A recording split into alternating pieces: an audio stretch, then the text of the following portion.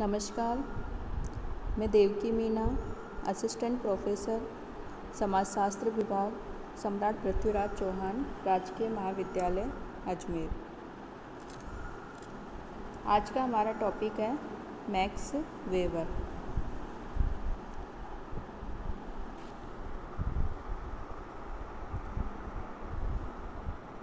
आज हम max weber के बारे में जो सामान्य परिचय है वो देखेंगे।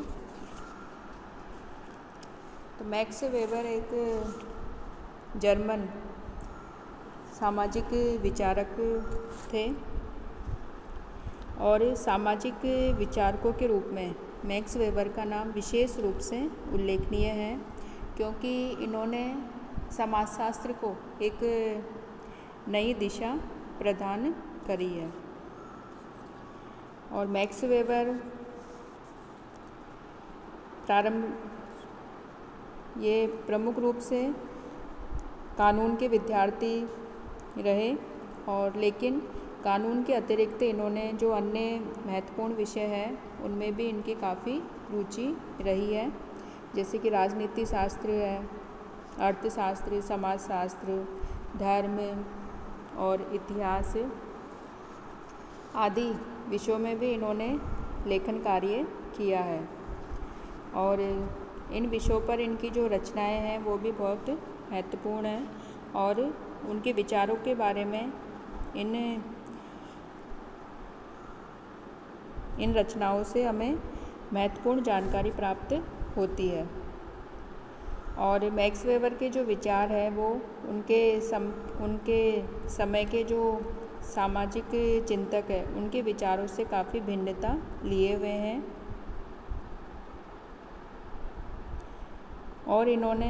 और जैसे किंग्सले डेविस है, उन्होंने मैक्स वेबर को आधुनिक समाजशास्त्र का जनक भी कहा है, क्योंकि इनके जो विचारधारा है मैक्स वेबर की, उसमें सभी जगह एक नवीनता झलकती है या नवीनता की झलक देखने को मिलती है, नवीन विचारों की झलक देखने को मिलती है।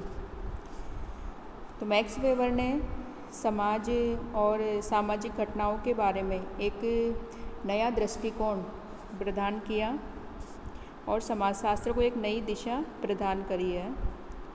और इन्होंने समाजशास्त्र को एक ऐसे विज्ञान के रूप में परिभाषित किया है जो कि सामाजिक क्रियाओं का अर्थपूर्ण बोध कराता है, और साथ ही इन्होंने समाज को सामाजिक अंतः क्रियाओं की अर्थपूर्ण अभिव्यक्ति माना है।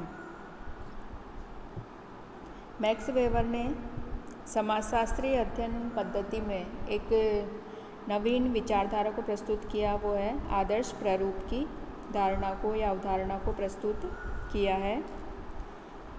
और इन्होंने, क्योंकि इनकी जो रुचि है वो धर्म और इतिहास जैसे विषयों पर रही थी, इसलिए इन्होंने विश्व के 6 महान धर्मों का तुलनात्मक अध्ययन किया और उसी के आधार पर धर्म का समाजशास्त्र और सामाजिक विचारधारा को प्रस्तुत किया, जो कि उनकी एक महत्वपूर्ण देन मानी जा सकती है।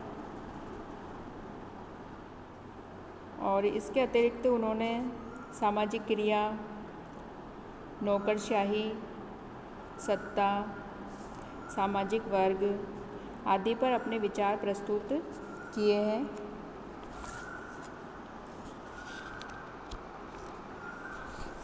मैक्स वेबर की यदि हम बौद्धिक पृष्ठभूमि को देखें, या कोई भी सामाजिक विचारक होता है उसके ऊपर उसके जो बौद्धिक विचार होते हैं उनके ऊपर उनके जो समकालीन साहित्यकार होते हैं, लेखक होते हैं या कथाकार होते हैं, उनका विशेष प्रभाव या उस समय की जो सामाजिक परिस्थितियां हैं उनका विशेष प्रभाव उस सामाजिक विचारक पर पड़ता है, उसकी विचारधारा पर पड़ता है।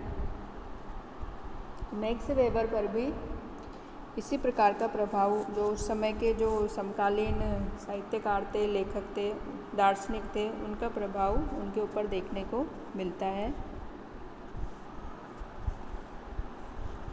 तो मैक्स वेबर पर उस समय के जो विचारक थे या बौद्धिक चिंतक थे, उनमें Kant, Dilthey, Rickert, Wilhelm Roscher, Karl Knies, Karl Marx, Nietzsche जैसे विचारकों का प्रभाव मैक्स वेबर पर भी पड़ा। तो सबसे पहले हम देखते हैं जो दर्शन शास्त्री थे रिकर्ट, उनका प्रभाव मैक्स वेबर पर विशेष रूप से पड़ा। और रिकर्ट का मत था कि सामाजिक घटनाओं का भी वैज्ञानिक पद्धति से अध्ययन किया जा सकता है और व्यवस्थित सामान्यीकरण से सामाजिक सिद्धांतों का निर्माण किया जा सकता है। तो मैक्स वेबर ने इनसे रिकर्ट से प्रभावित हुए और उन्होंने अपने समय की जो प्रचलित ऐतिहासिक संप्रदायों की जो मान्यताएं थी उनका खंडन किया। और रिकर्ट के विचारों से प्रभावित होकर मैक्स वेबर ने यह मत व्यक्त किया कि जो प्राकृतिक घटनाएं हैं जिनका प्रारंभ से ही वैज्ञानिक अध्ययन किया जा सकता था, तो उन्होंने ये कहा कि जब प्राकृतिक घटनाओं का वैज्ञानिक अध्ययन किया जा सकता है तो सामाजिक घटनाओं का भी वैज्ञानिक विधि से अध्ययन किया जा सकता है। तो इन्होंने नवीन विचार प्रस्तुत किया कि प्राकृतिक घटनाओं की भांति ही सामाजिक घटनाओं का भी वैज्ञानिक पद्धति से अध्ययन संभव है। ये जो विचार है वेबर ने रिकर्ट से ग्रहण किया। अगला जो प्रभाव है वो है मैक्स वेबर पर आर्थिक इतिहासकार वेर्नर सोमबार्ट का प्रभाव पड़ा। और वेबर ने अपने जो आर्थिक विचारधारा है इनसे ग्रहण की और वेबर का भी इनके ऊपर प्रभाव पड़ा। इसी प्रकार नीत्शे और कार्ल मार्क्स के आर्थिक विचारों से भी मैक्स वेबर बहुत अधिक प्रभावित थे और नीत्शे सामाजिक परिवर्तन के लिए विचारों की भूमिका को महत्वपूर्ण मानते थे, जबकि कार्ल मार्क्स उत्पादन की विधि और उत्पादन संबंधों को सामाजिक परिवर्तन के लिए उत्तरदायी मानते थे। तो मैक्स वेबर ने दोनों से ही प्रभावित थे और मैक्स वेबर ने इनकी जो विचारधारा थी मैक्स वेबर ने इनसे ग्रहण करी। और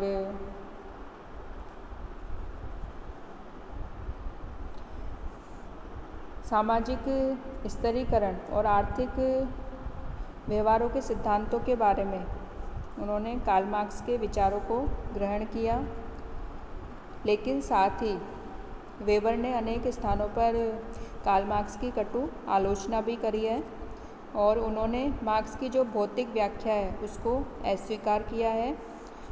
और वेबर का मत था कि किसी भी समकालीन विद्वान या दार्शनिक का जो मूल्यांकन है वो नीत्शे एवं मार्क्स के संदर्भ में ही नहीं किया जाना चाहिए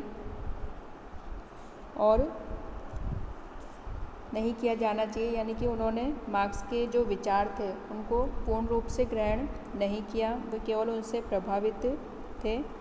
साथ ही मैक्स वेबर की जो कृतियाँ हैं उनके निर्माण में और विकास में इनके नीत्शे और कार्ल मार्क्स के विचारों का विशेष प्रभाव देखने को मिलता है।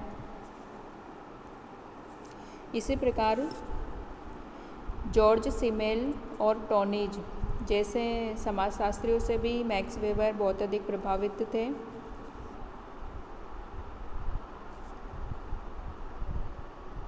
और मैक्स वेबर ने आदर्श प्रारूप की जो अवधारणा है वो जो कि महत्वपूर्ण अवधारणा दी मैक्स वेबर ने, यह अवधारणा उन्होंने सिमेल के सामाजिक स्वरूप सोशल फॉर्म्स की अवधारणा से प्रभावित होकर दी है।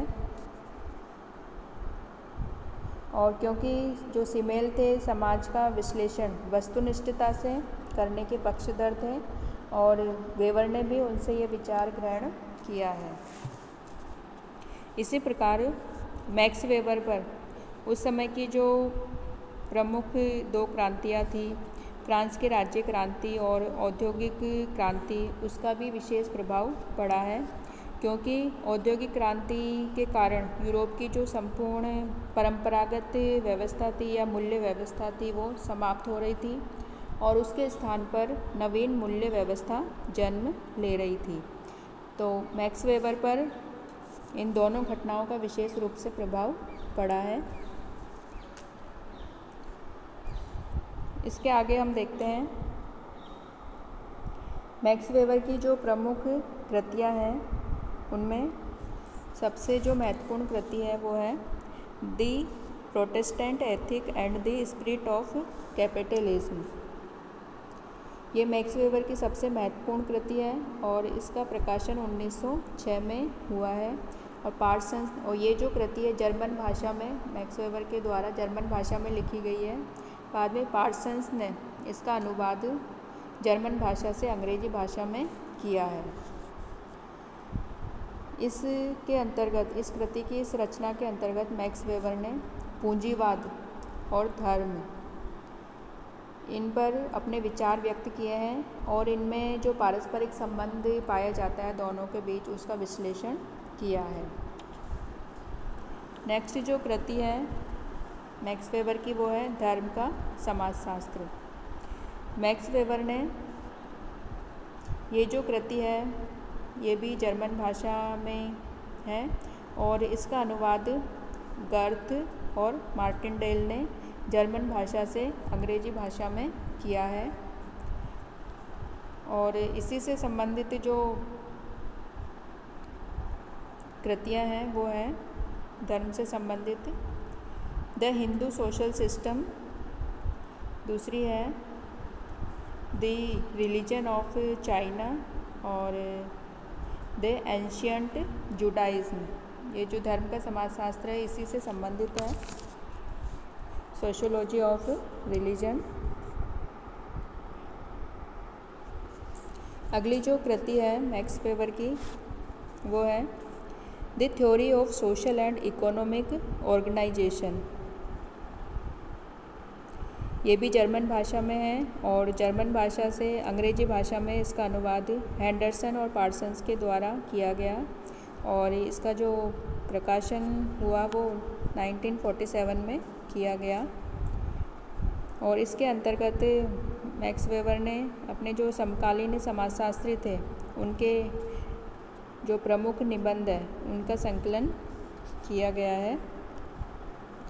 अगली जो कृति है वो है एसेज इन सोशियोलॉजी। ये भी जर्मन भाषा में है और जर्मन भाषा से अंग्रेजी में इसका अनुवाद मील एवं गर्थ ने किया है और 1946 में इसका प्रकाशन किया गया। और इस पुस्तक के अंतर्गत मैक्स वेबर ने धर्म के समाजशास्त्र और अन्य विषयों पर लिखे गए जो निबंध है उनका संकलन किया गया है। नेक्स्ट जो कृति है वो है the methodology of social sciences. इसका अनुवाद सील्स तथा फिंच ने जर्मन भाषा से अंग्रेजी भाषा में किया है और इस रचना के अंतर्गत उन्होंने कई समाजशास्त्रीय लेखों के द्वारा लेखों को प्रस्तुत किया है और इनके आधार पर समाजशास्त्रीय अध्ययनों को वैज्ञानिक आधार प्रस्तुत किया गया है। अन्य जो कृतियाँ हैं मैक्स वेबर की उनमें प्रमुख है जनरल इकोनॉमिक हिस्ट्री और दूसरी है द सिटी।